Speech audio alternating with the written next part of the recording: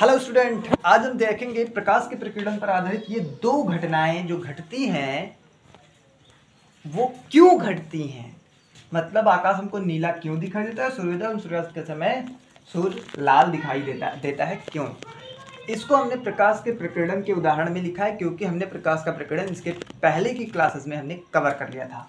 Class 10th का विज्ञान है ये, अध्याय नंबर 11 मानव नेत्र तथा रंग बिरंगा संसार। इसके अंतर्गत हम ये प्रकाश के प्रकीर्णन का टॉपिक पिछले क्लासेस में डिस्कस कर चुके हैं। अगर वीडियो ना देखा हो तो हमारे चैनल के प्लेलिस्ट में जाकर सारी वीडियोस आप वॉच कर सकते हो। क्लास 10th के सारे चैप्टर्स लगभग ऑलमोस्ट जल्दी पढ़ाए जा रहे हैं और बहुत जल्द आपका सारा सिलेबस कवर अप कर दिया जाएगा। इस साल 2024 के एग्ज़ाम के लिए हम आपको प्रिपेयर कर रहे हैं और आज हम इन दोनों टॉपिक्स को देखने वाले हैं। तो welcome back to my channel master classes. My name is Talib और आप देख रहे हो मास्टर क्लासेस यूट्यूब चैनल। पर आकाश का रंग नीला दिखाई देता है क्यों। हमने सीखा था प्रकाश का प्रकीर्णन क्या होता है। एक बार जल्दी से मैं उसको रिवाइज कर देता हूँ। प्रकाश का प्रकीर्णन क्या होता है? जब प्रकाश किसी ऐसे माध्यम से गुजरता है जिसमें धूल मिट्टी के या छोटे छोटे सूक्ष्म कण होते हैं पदार्थों के, तो उनसे टकराकर प्रकाश सभी दिशाओं में फैल जाता है। इसे प्रकाश का प्रकीर्णन कहते हैं। सिंपल लैंग्वेज में बोले तो प्रकाश का फैलना प्रकाश का प्रकीर्णन कहलाता है। ठीक है।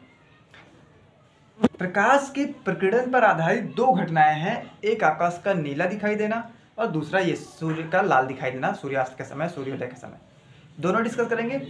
पहले डिस्कस करते हैं आकाश का रंग नीला क्यों दिखता है। तो इसको सिर्फ मैं बता दे रहा हूँ। देखो मैंने यहाँ पे लिखा नहीं। अगर आपको नोट्स चाहिए तो मेरा एक नंबर है, व्हाट्सअप नंबर है, मैं उसको आप उस पर कॉल नहीं करना, सिर्फ व्हाट्सअप करना है। तो मैं आपको इसकी नोट्स दे दूंगा, PDF नोट्स।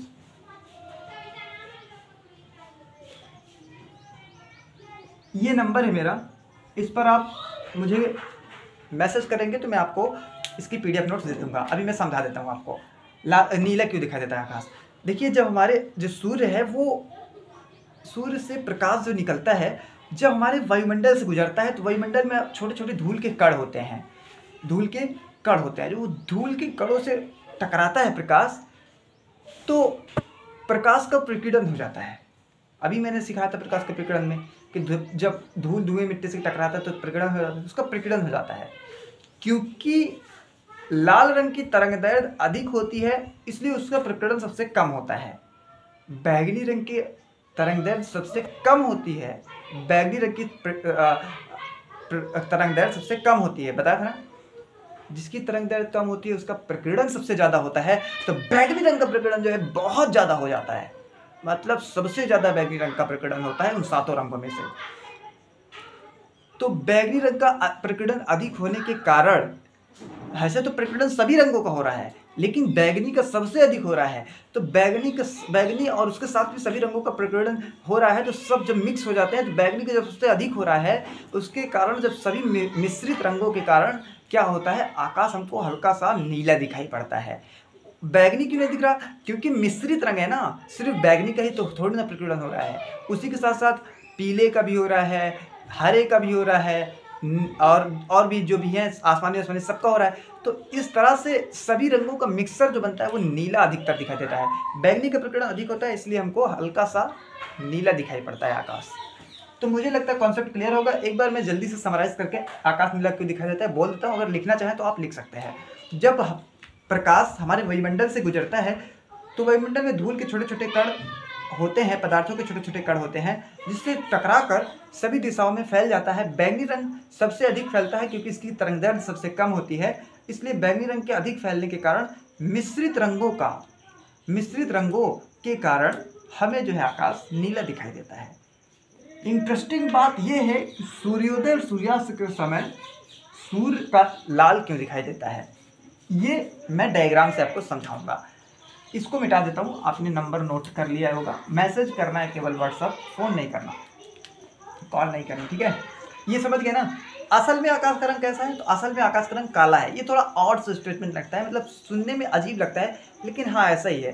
क्योंकि आकाश का रंग काला है बट हमको नीला दिखाई देता है क्योंकि प्रकाश का प्रकीर्णन हो रहा है। सिंपल। सूर्योदय के समय सूर्य लाल क्यों दिखाई देता है? इसके लिए मुझे चलना पड़ेगा पृथ्वी पर। अब कहोगे पृथ्वी पर तो हूँ, डायग्राम में पृथ्वी पर, क्योंकि समझाना है। मैं तो पृथ्वी पर खड़ा हूँ। ये हमारी पृथ्वी है, ठीक है। मैं यहाँ पे लिख देता हूँ पृथ्वी। से दैट ये है पृथ्वी। यहाँ पर कोई चुन्नू मुन्नू खड़े हैं,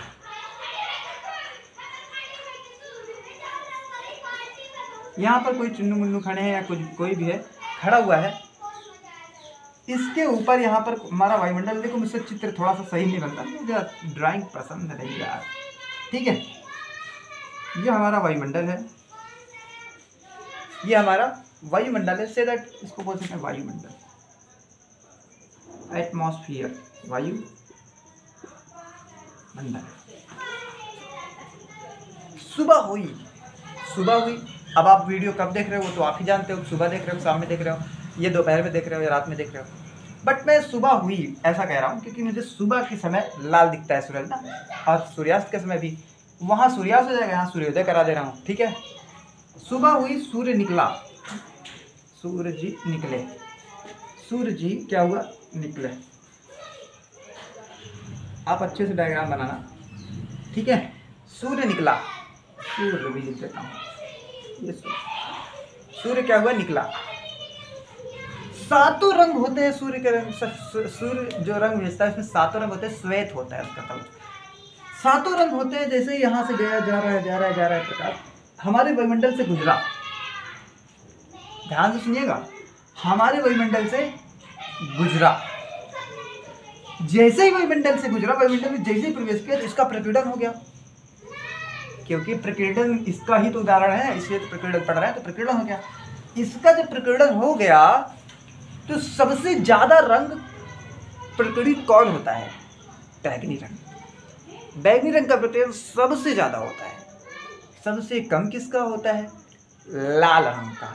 क्यों, क्योंकि इसकी तरंगदैर्घ्य सबसे ज्यादा होती है, जिसकी तरंगदैर्घ्य सबसे ज्यादा होती है उसका प्रकीर्णन सबसे कम होता है। तो लाल रंग की तरंगदैर्घ्य अधिक होने के कारण इसका लाल रंग का क्या हुआ, प्रकीर्णन सबसे कम हुआ। तो रास्ते में देखो सातों रंग है, यहाँ से सातों रंग है, वायुमंडल में पहुंचते ही क्या हुआ, सभी रंगों को जल्दी जल्दी प्रकीर्णन होने लगा। ध्यान से देखो, जब हमारा सूर्य निकलता है तो उसको बहुत दूरी तय करनी पड़ती है। जब हमारा दोपहर में यहाँ पे होता है सूर्य, तो इसको ज़्यादा दूरी नहीं तय करनी पड़ती है, जल्दी से चुन्नू के पास पहुँच जा रहा है।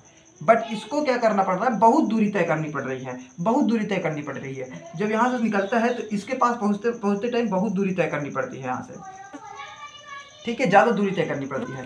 तो दूरी तय करते करते करते करते रास्ते में ही क्या होता है, सभी रंग लगभग ऑलमोस्ट खत्म हो जाते हैं, क्योंकि सबसे ज़्यादा लंबी तरंगदैर्घ्य, सबसे बड़ी तरंगदैर्घ्य किसकी होती है, लाल रंग की। तो लाल रंग का प्रकीर्णन सबसे कम होता है, जिसके कारण हमको लाल रंग ही क्या करता है, पहुँच पाता है हमारे आँखों तक। हमारे आँखों तक कौन सा रंग पहुँच पाता है, सिर्फ लाल रंग पहुँच पाता है सूर्योदय के समय। सूर्योदय के समय सिर्फ लाल रंग हमारी आँखों तक पहुँच पाता है, इसीलिए हमको सूर्य लाल दिखाई देता है। किस समय, सूर्योदय के समय। ये है सूर्योदय, ये है सूर्योदय। इसी का एकदम सेम इधर भी, मान लो सूर्य यहाँ पहुँच गया, सूर्य यहाँ पहुँच गया। अब जब सूर्य यहाँ पहुँच गया तब भी तो उसको उतनी ही दूरी तय करनी पड़ेगी। वायुमंडल में जैसे घुसेगा, वायुमंडल से गुजरते ही प्रकाश क्या होगा, सारा प्रकाश क्या होगा, जल्दी जल्दी सबका प्रकीर्णन होना चालू हो जाएगा। बैगनी का, सबका, हरा, लाल, पीला, सबका हो जाएगा।